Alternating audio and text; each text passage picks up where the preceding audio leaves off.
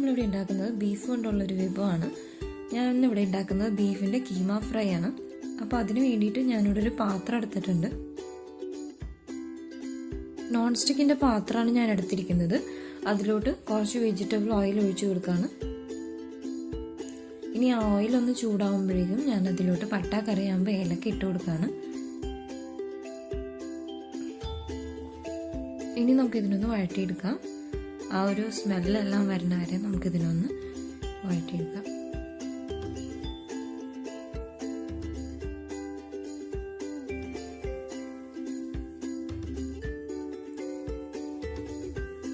ഇനി ഞാൻ ഇതിലോട്ട് ചെറുതായിട്ട് അരിഞ്ഞു വെച്ചിരുന്ന സവാള ഇട്ട് കൊടുക്കുകയാണ്.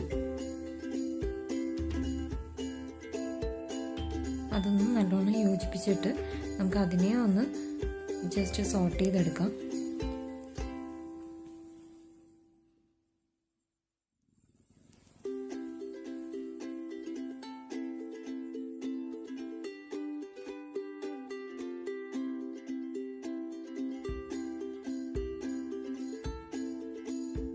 ഇപ്പോൾ അത് ഏകദേശം ഒന്ന് കുക്കായിട്ടുണ്ട്. അപ്പോഴേക്കും ഞാൻ അതിലോട്ട് കുറച്ച് ഉപ്പിട്ട് കൊടുക്കുകയാണ്. ഉപ്പിടുന്നത് എന്തിനാണെന്ന് വെച്ചിട്ടുണ്ടെങ്കിൽ പെട്ടെന്ന് തന്നെ കുക്കാവാൻ വേണ്ടിയിട്ടാണ്. ഇനി അതിനൊന്ന് നല്ലോണം സോട്ട് ചെയ്തെടുക്കാം.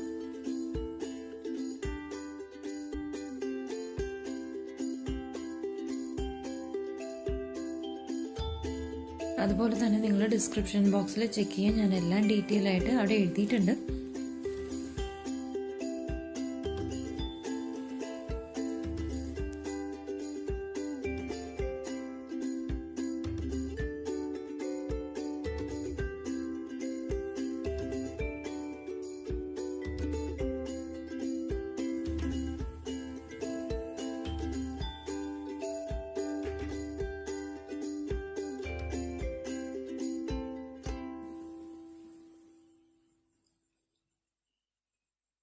ഇപ്പോൾ അതൊരുവിധം നല്ലോണം കുക്കായിട്ടുണ്ട് നമ്മളുടെ സവാള. അപ്പം ഞാനിതിലോട്ട് അരിഞ്ഞു വെച്ചിരുന്ന പച്ചമുളക് ഇട്ട് കൊടുക്കുകയാണ്. പച്ചമുളക് ഞാൻ ചെറുതായിട്ട് തന്നെയാണ് അരിഞ്ഞിരിക്കുന്നത്. ഇനി അതിനൊന്ന് നമുക്ക് 2 മിനിറ്റ് ഒന്ന് സോട്ട് ചെയ്തെടുക്കാം.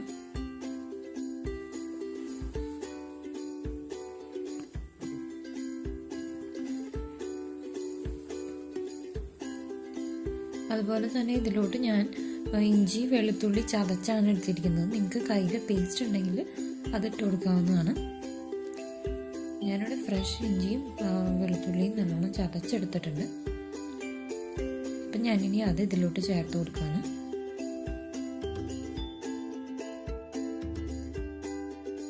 ഞാൻ കാരണം കൂടുതൽ വെളുത്തുള്ളി ചേർക്കാനായിട്ട് എപ്പോഴും ശ്രമിക്കും. വെളുത്തുള്ളി വളരെ നല്ലതാണ്. വെളുത്തുള്ളീൻ്റെ ഒരു ഫ്ലേവർ വരുമ്പോൾ അതൊരു പ്രത്യേകത തന്നെയാണ് കറിക്ക്. അപ്പോൾ അതാണ് ഞാനെപ്പോഴും ഇഞ്ചിനേക്കാളും കുറച്ച് കൂടുതൽ വെളുത്തുള്ളി എടുക്കുന്നതാണ്.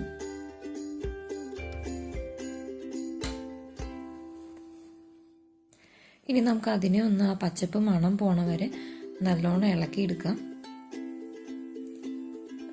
കുറേ നേരം എനിക്ക് തോന്നുന്നു ഒരു 2 മിനിറ്റ് വല്ല നല്ലോണം വഴറ്റിയാലായിരിക്കും അതിൻ്റെ ആ ഒരു മണം പോണേന്ന് തോന്നുന്നു. അപ്പം നിങ്ങൾക്ക് പോകുമ്പോൾ അത് മനസ്സിലാവും. അപ്പോൾ അതനുസരിച്ച് നിങ്ങൾ കുക്ക് ചെയ്യുമ്പോൾ ശ്രദ്ധിക്കുക. ഇതിട്ടതിന് ശേഷം മണം പോണതിന് മുമ്പ് അടുത്ത കാര്യം ചെയ്യരുത്. കാരണം പൊടി നേരിട്ടിട്ട് കൊടുക്കുമ്പോൾ അതൊരു കറി അത്രയും ടേസ്റ്റി ആവില്ല. അപ്പോൾ അതുകൊണ്ട് അതിൻ്റെ ആ പച്ചപ്പ് മണം പോയതിന് ശേഷം മാത്രം അടുത്ത പൊടി ഇട്ട് കൊടുക്കുക. അപ്പോൾ ഇവിടെ അതിൻ്റെ മണമൊക്കെ മാറിയിട്ടുണ്ട്. അപ്പം ഞാനിനി ഇതിലോട്ട് കീമയാണ് ചേർത്ത് കൊടുക്കുന്നത്. കീമ ഞാനവിടെ കഴുകി വാരി വെച്ചിട്ടുണ്ടായിരുന്നു. അപ്പോൾ അത് ഞാനിതിലോട്ട് ചേർത്ത് കൊടുക്കുകയാണ്. ഇനി അതിന് ശേഷം നമുക്ക് ഇതിനൊന്ന് നല്ലോണം മിക്സ് ചെയ്തിട്ട് എടുക്കാം. ഇനി ഒന്ന് സോട്ട് ചെയ്തെടുക്കാം.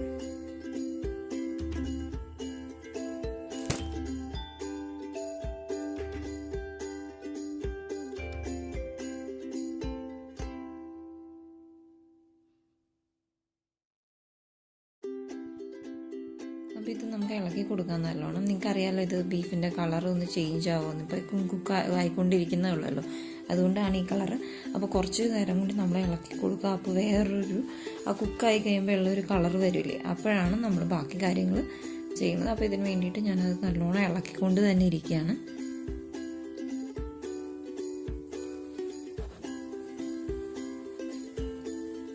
ഞാനിപ്പോൾ മീഡിയം ടു ഹൈ ഫ്ലെയിമിലാണ് ഇട്ടിരിക്കുന്നത്.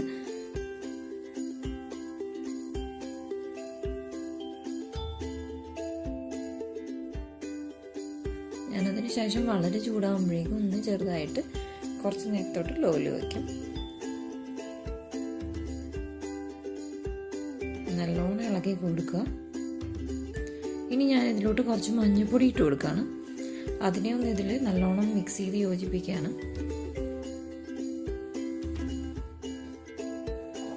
അതിനുശേഷം ഞാനിവിടെ മുളക് പൊടിയും മല്ലിപ്പൊടിയും ഇട്ടിട്ടുണ്ട്. ഞാനിവിടെ മുളക് പൊടി 2 ടൈപ്പിൽ എടുത്തിട്ടുണ്ട്. ഒന്ന് സാധാരണ മുളക് പൊടിയും ഒന്ന് കാശ്മീരി റെഡ് ചില്ലി എടുത്തിട്ടുണ്ട്.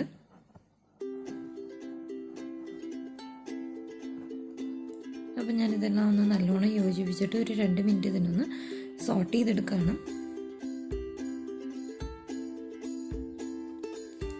ഇനി അതിനുശേഷം ഞാനിതിലോട്ട് ഗരം മസാല ഇട്ട് കൊടുക്കുകയാണ്.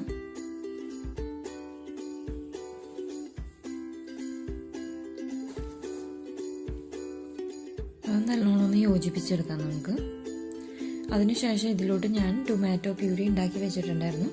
അത് ഞാനിതിലോട്ട് ഒഴിച്ചു കൊടുക്കുകയാണ്.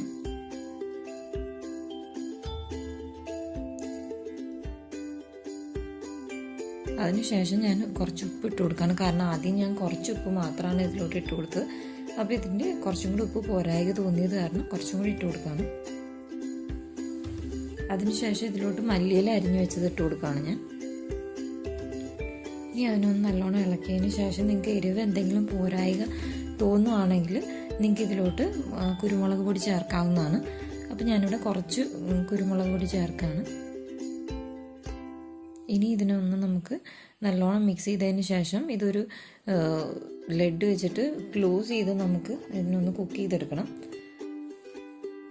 അപ്പോൾ ഞാനിതൊരു 10 to 15 മിനിറ്റ് വരെ ഇങ്ങനെ ക്ലോസ് ചെയ്ത് കുക്ക് ചെയ്യുക. ഇടയിൽ ഞാൻ മിഡിലൊന്ന് തുറന്ന് നോക്കിയിട്ട് ഒന്ന് ഇളക്കും അതിന്. അല്ലെങ്കിൽ ചിലപ്പോൾ ഞാൻ മീഡിയം ഫ്ലെയിമിൽ വെച്ചേക്കണതുകൊണ്ട് ചിലപ്പോൾ ഒന്ന് അടുക്കി പിടിച്ചാലോ എന്നുള്ളത് കൊണ്ടാണ്.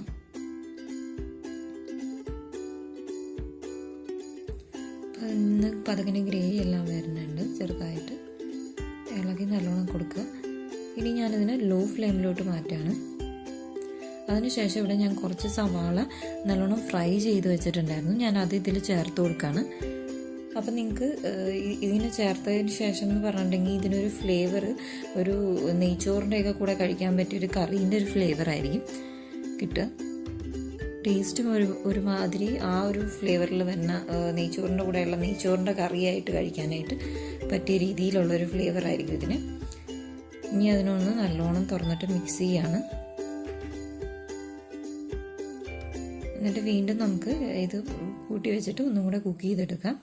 അപ്പോൾ ഈ 10 to 15 മിനിറ്റിൽ ഞാൻ 3 പ്രാവശ്യം ഞാൻ തുറന്ന് നോക്കിയിട്ട് നല്ലോണം അതിനൊന്ന് ഇളക്കി കൊടുത്തു. കാരണം അടുക്കി പിടിക്കാതിരിക്കാനായിട്ട്. ഇനി ഞാനിവിടെ തുറന്ന് വെച്ച് തന്നെ കുക്ക് ചെയ്യുമ്പോൾ ജസ്റ്റ് അത് ആ ഒരു ഗ്രേവി എല്ലാം ഒന്ന് വറ്റി കിട്ടാൻ വേണ്ടിയിട്ടാണ്. അതിനുശേഷം നിങ്ങൾക്ക് ഇതൊരു പ്ലേറ്റിലോട്ട് സെർവിങ് ഡിഷിലോട്ട് മാറ്റാവുന്നതാണ്. അപ്പോൾ നമ്മുടെ കറി റെഡി ആയിട്ടുണ്ട്.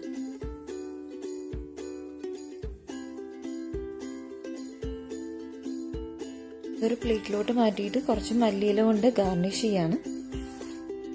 ഈ റെസിപ്പി ട്രൈ ചെയ്ത് നോക്കുക. അതുപോലെ തന്നെ നിങ്ങളുടെ കമൻറ്റുകൾ എന്നെ അറിയിക്കുക. നിങ്ങൾക്ക് ഇഷ്ടപ്പെട്ടിട്ടുണ്ടെങ്കിൽ എൻ്റെ ചാനൽ ലൈക്കും സബ്സ്ക്രൈബും ചെയ്യുക. Thank you.